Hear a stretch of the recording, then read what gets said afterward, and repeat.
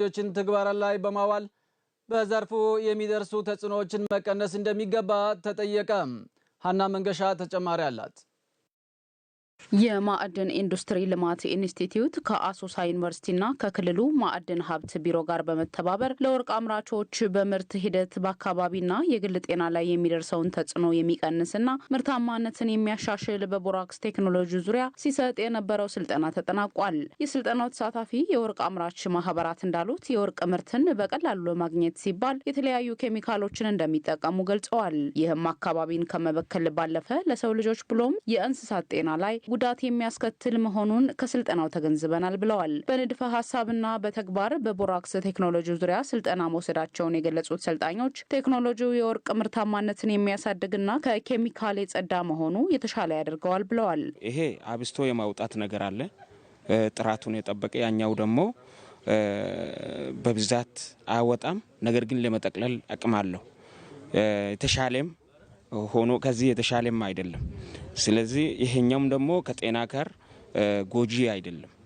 ከማህበረሰብ ከእንስሳ ጋር ከሰው ጋር ንክኪ ቢኖረው ምንም ጉዳት የለውም በሚለው ታይቶ ነው መንግስት እንደ አንድ አማራጭ አስቀምጦ ይሄን ስልጠና ለመጀመሪያ ጊዜ ቤኒሻንጉል ላይ እንዲሰጥ ያደረገው ያለ ማለት ነው። አሁን ከተወሰደው ስልጠና አንጻር የመጣው ቴክኖሎጂ ወቅቱን በሚመጥን መንገድና አምራቹንም ማህበረሰቡንም የማይጎዳ እንደ ሀገር ደግሞ ያው ትልቅ ዋጋ ያለው ስለሆነ የወርቅ ምርት እሱ ላይም ጥራቱን ሊያረጋግጥ የሚችል በመጠን ደረጃም የሚገኘው ፐርሰንት በፊት ከነበረው አሰራር በተሻለ መንገድ ውጤት ሊገኝበት የሚችል እንደሆነ በቂ ግንዛቤ የተወሰደበት ነው። የቦራክስ ቴክኖሎጂ በወርቅ ማምረት ስራቸው አገልግሎት ላይ በመዋል ከዚህ ቀደም የሚጠቀሙበት ኬሚካል የሚያደርሰውን ዘርፈ ብዙ ጉዳት መከላከል ይቻል ዘንድ የአዲሱን የቦራክስ ቴክኖሎጂ ለመጠቀም የሚያስችሉ ግብዓቶች እንዲቀርብላቸውም ጠይቀዋል። የቦራክስ ቴክኖሎጂ የተግባር ስልጠናውን የሰጡት የአዶላ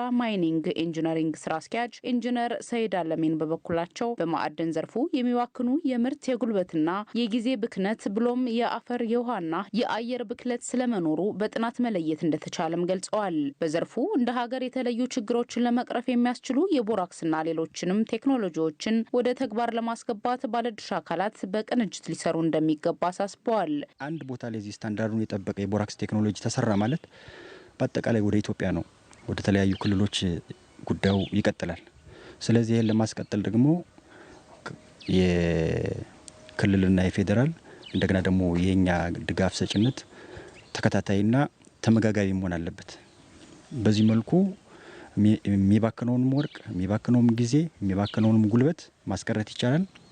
እንደገና ደግሞ አየራችንም እንዳይበከል፣ ውሃችንም እንዳይበከል፣ አፈራችንም እንዳይበከል፣ ህዝባችንም ደግሞ እንዳይጎዳ መታደግ ይቻላል። የቤኒሻንጉል ጉሙዝ ክልል ማዕድን ሀብት ቢሮ ኃላፊ አቶ ቲጃን ያደም እንደተናገሩት በወርቅ ምርት ሂደት ውስጥ አገልግሎት ላይ የሚውሉ ኬሚካሎች በተለይ አካባቢ ላይ የሚያደርሱት ጉዳት ቶሎ ሳይታወቅ 10 ዓመታት ሊቆይ እንደሚችል ነው ያሳወቁት። በክልሉ ያለውን የማዕድን ሀብት በዘላቂነት አልምቶ መጠቀም የሚቻለው ከኬሚካል በጸዳ ሁኔታ ማምረት ሲቻል ነው ያሉት የቢሮ ኃላፊው የቦራክስ ቴክኖሎጂ ስልጠናም ለወርቅ አምራቾች የተሰጠውም በዘርፉ እየደረሱ ያሉ ጉዳቶችን ለማስቆም በመሆኑ ግንዛቤ ፈጠራው ተጠናክሮ እንደሚቀጥልም ተናግረዋል። የወርቅን ምርትና ምርታማነት አንዱ ሜርኩሪን በመጠቀምና ቦራክስን በመጠቀም ረገድ ዲፈረንስ አላቸው ማለት ነው።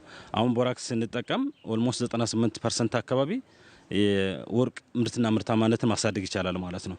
ኬሚካል ስንጠቀም ደግሞ 70%